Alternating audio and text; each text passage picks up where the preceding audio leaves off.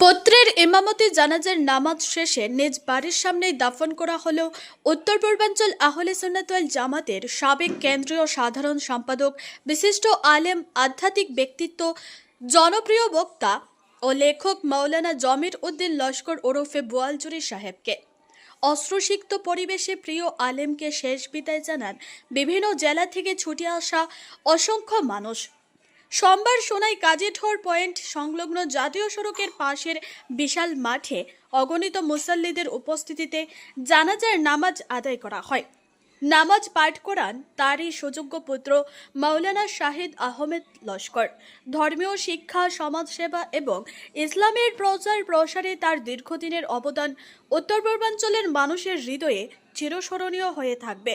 তার ইন্তেকালে ধর্মীয় অঙ্গনে নেমে এসেছে গভীর শোকের ছায়া। জানাজায় অংশ নেওয়া মুসল্লিরা মরহুমের রুহের মাগফিরাত কামনা করে মহান আল্লাহর দরবারে দোয়া করেন। শুভানুধ্যায়ী ও অসংখ্য ভক্ত অনুরাগী বিশ্বাস করেন মাওলানা জমির উদ্দিন বোয়ালজুরি সাহেবের ইলম, তাকুয়া এবং দিনের খেদমতের স্মৃতি আগামী প্রজন্মের জন্য অনুপ্রেরণা হয়ে থাকবে।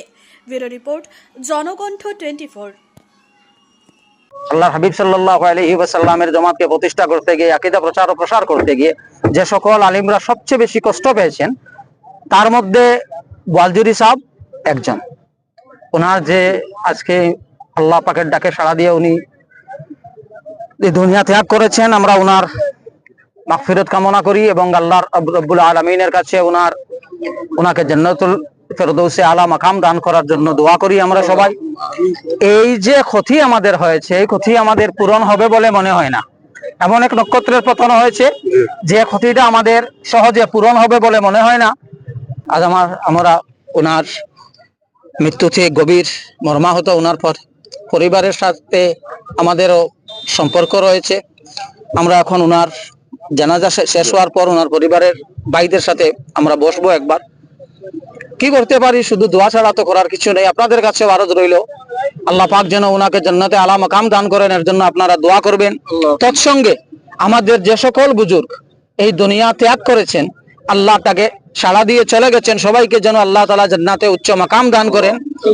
আর যারা আমাদের আকাবিরিনদের মধ্যে বয়োজ্যেষ্ঠ বুজুর্গ এখনো জীবিত আছেন, অসুখ, আপনারা সবাই দোয়া করবেন আল্লাহ তাআলা যেন ওনাদের নেক হায়াতকে দান করেন।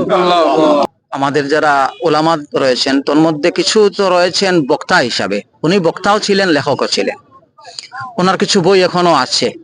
সবকটি বই তো আর আমি পড়তে পারি নাই, কিন্তু আমার জানা মতে ওনার অনেক লিখিত পুস্তক রয়েছে। ইনশাআল্লাহ ওনার শাহিদ ভাইয়ের সাথে কথা বলে আমরা এই বই যেগুলো রয়েছে তো রয়েছে, যদি অপ্রকাশিত থাকে তাও আমরা প্রকাশের চেষ্টা করবো ইনশাআল্লাহ।